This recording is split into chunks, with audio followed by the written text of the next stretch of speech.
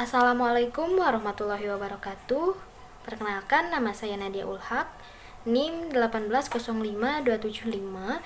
Di sini saya akan melaksanakan simulasi mengajar mata pelajaran prakarya kelas 8 semester 2.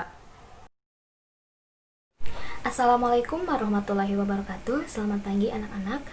Alhamdulillah pada kesempatan hari ini kita dapat berkumpul dalam keadaan sehat walafiat dalam mata pelajaran prakarya. Nah, sebelum pembelajaran dimulai, alangkah lebih baiknya kita berdoa terlebih dahulu. Silahkan untuk KM memimpin berdoa. Terima kasih kepada KM telah memimpin berdoa pada hari ini.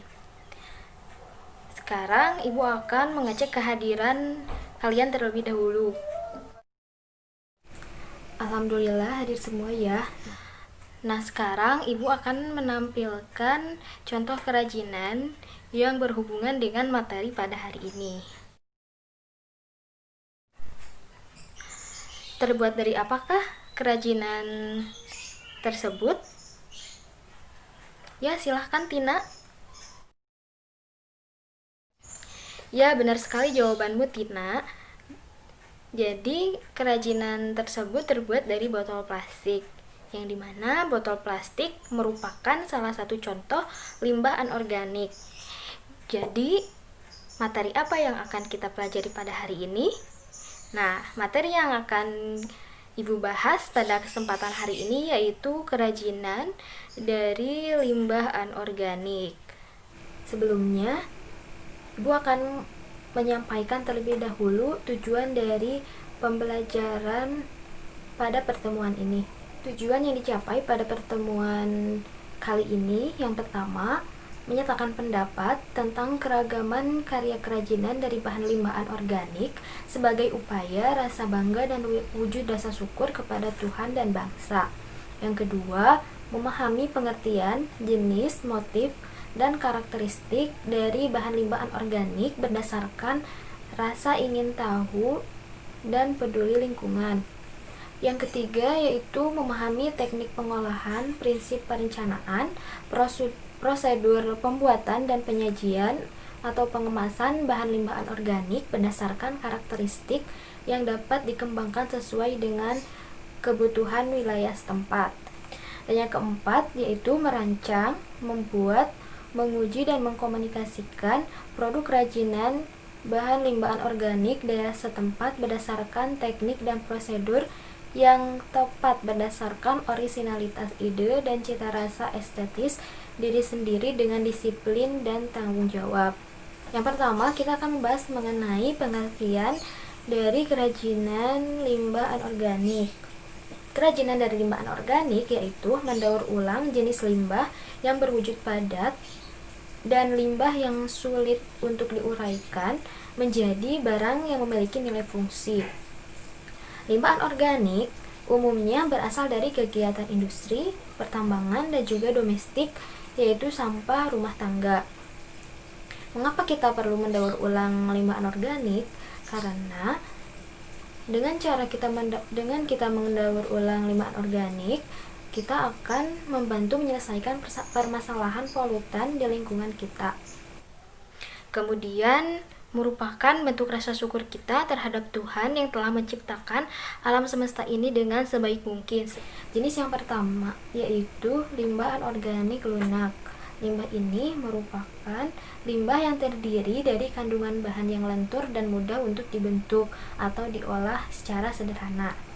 Contohnya yaitu gelas plastik, botol plastik, plastik kemasan, styrofoam, karet ban, dan juga yang lainnya. Contoh produk kerajinan yang bisa dibuat dari limbah plastik. Contoh produknya yaitu kap lampu yang memiliki fungsi untuk tempat penyimpanan lampu. Kemudian limbah kemasan minuman dan makanan. Contoh produk yang dapat dibuat yaitu keranjang serbaguna yang memiliki fungsi untuk penyimpanan barang-barang. Kemudian ada limbah kain perca. Contoh produk yang dapat dibuat yaitu lapel yang berfungsi untuk membersihkan ruangan. Jenis limbah yang kedua yaitu limbah anorganik keras. Limbah anorganik keras ini merupakan limbah yang terdiri dari kandungan bahan yang kuat dan tidak mudah dihancurkan dengan alat biasa, melainkan harus menggunakan teknologi tertentu seperti pemanasan, pembakaran, penghancuran, dan sebagainya. Kemudian, motif ragam hias pada kerajinan limbah anorganik. Ragam hias Nusantara memiliki perbedaan seperti pada motifnya, tetapi ada persamaan yang dimiliki oleh kerajinan Nusantara seperti jenis, pola susunan, pewarnaan, dan juga yang lainnya. Sedangkan ada beberapa motif yang banyak digunakan untuk menghias, antara lain yang pertama ada motif realis. Motif realis ini merupakan motif yang dapat diambil dari keadaan alam yang bersifat nyata seperti bentuk awan, bentuk matahari, dan juga yang lainnya. Yang kedua ada motif abstrak. Motif abstrak adalah motif yang tidak jelas dengan objek apa yang diterapkan pada motifnya. Di sisi lain, motif ini menggunakan bentuk bebas. Yang ketiga ada motif dekoratif. Merupakan suatu motif dengan tujuan memperindah objek benda yang akan digambar dalam motifnya. Motif ini memodifikasi bentuk alam dengan seindah mungkin tetapi tanpa mengubah bentuk aslinya. Yang keempat yaitu motif geometris, merupakan motif yang mempunyai bentuk terusan dan dapat diukur dengan menggunakan alat ukur seperti penggaris. Contohnya yaitu lingkaran, kerucut, persegi, segitiga, dan lain-lain. Bahan, alat, teknik, dan proses pembuatan kerajinan dari bahan limbah anorganik. Yang pertama ada bahan. Bahan kerajinan adalah benda habis pakai yang diolah sedemikian rupa melalui serangkaian proses sehingga dihasilkan produk akhir berupa benda kerajinan. Kemudian ada alat. Alat merupakan benda pendukung untuk mempermudah pekerjaan kita. Contohnya perkakas, gunting, penggaris, dan lain-lain.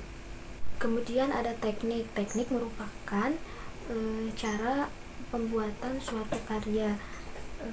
Yang pertama teknik membentuk. Dalam teknik membentuk ini ada beberapa cara. Yang pertama teknik gulung atau pilin. Cara pembentukan dengan tangan langsung bisa digunakan untuk pembuatan kerajinan dari limbah plastik. Kemudian teknik lebur. Teknik ini digunakan untuk mendaur ulang kaleng, kaca, besi, dan lain-lain menjadi bentuk baru. Kemudian teknik cetak. Cara pembentukan biasanya menggunakan mesin atau alat bantu. Biasanya bahan limbah anorganik dileburkan atau dilelehkan terlebih dahulu kemudian dibentuk atau dicetak kembali. Yang kedua ada teknik menganyam. Teknik menganyam ini digunakan untuk pembuatan benda kerajinan dari bahan limbah dengan karakteristik lunak atau lentur. Yang ketiga ada teknik sobek. Teknik ini dapat digunakan untuk membuat benda kerajinan dari bahan limbah keras dan kain perca. Kemudian ada teknik tempel. Teknik ini dapat digunakan dalam pembuatan benda kerajinan yang direkatkan menggunakan lem atau bahan perekat. Kemudian ada teknik memotong. Teknik ini digunakan untuk membuat bentuk pada benda kerajinan. Kemudian ada teknik menggergaji. Teknik ini digunakan untuk membuat kerajinan yang terbuat dari kayu atau besi. Proses pengolahan bahan limbah. Pada umumnya, proses pengolahan masing-masing bahan limbah anorganik secara umum sama, yaitu dapat dilakukan secara manual maupun menggunakan mesin. Pengolahan sederhana limbah anorganik pertama adalah pemilihan. Seleksi bahan limbah anorganik perlu dilakukan sebelum proses produksi. Yang kedua ada pembersihan. Limbah anorganik biasanya keadaannya kotor, maka perlu dilakukan pencucian dengan menggunakan deterjen agar zat bekas makanan atau minuman dapat larut dan limbah akan menjadi bersih. Yang ketiga ada pengeringan. Pengeringan dilakukan secara konvensional, yaitu menggunakan sinar matahari langsung. Dapat juga secara langsung dilap dengan lap kering. Yang keempat yaitu pewarnaan. Pewarnaan pada limbah anorganik dapat dilakukan dengan cara disemprot atau dikuas. Yang kelima, pengeringan setelah pewarnaan. Setelah diberi warna, bahan limbah anorganik harus dikeringkan, baik itu menggunakan sinar matahari atau yang lainnya. Yang keenam yaitu penghalusan. Bahan limbah anorganik yang sudah kering dapat difinishing agar mudah diproses menjadi karya. Caranya dapat dipotong, ditempat, dilem, digerinda, diamplas atau yang lainnya. Tahapan pembuatan kerajinan dari limbah anorganik. Yang pertama yaitu membuat perencanaan. Dalam perencanaan ini kita membuat desain terlebih dahulu, kemudian akan alat yang akan digunakan dan cara apa saja yang akan dilakukan. Yang kedua yaitu pemilihan bahan. Pada pemilihan bahan ini kita memilih bahan yang memiliki kemungkinan masih dapat kita gunakan. Yang ketiga yaitu pelaksanaan. Pada tahap pelaksanaan ini kita membuat kerajinan sesuai dengan perencanaan yang telah dibuat. Yang keempat yaitu evaluasi. Evaluasi ini bertujuan memberikan nilai dan juga berfungsi untuk memperbaiki produk yang telah kita buat agar menjadi produk yang lebih baik lagi. Nah, ini merupakan beberapa contoh kerajinan yang dibuat dari limbah anorganik. Jadi banyak sekali limbah anorganik di lingkungan kita yang bisa didaur ulang.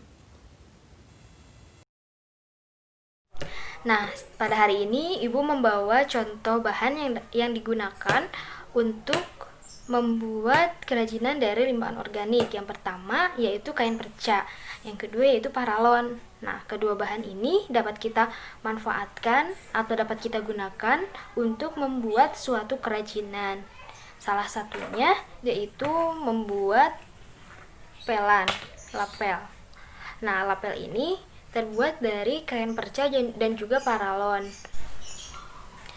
Setelah kalian menyimak penjelasan mengenai kerajinan dari limbah anorganik, sekarang Ibu akan memberikan tugas berkelompok. Satu kelompoknya terdiri dari 3 orang.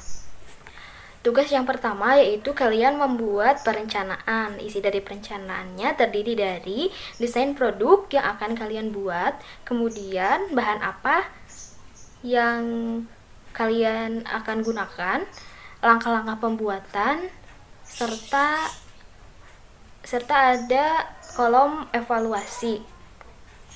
Tugas yang kedua yaitu kalian membawa bahan serta alat yang akan digunakan sesuai dengan perencanaan yang telah dibuat. Itu kalian mempresentasikan hasil produk kerajinan yang telah kalian buat bersama kelompok masing-masing. Apa ada yang ditanyakan?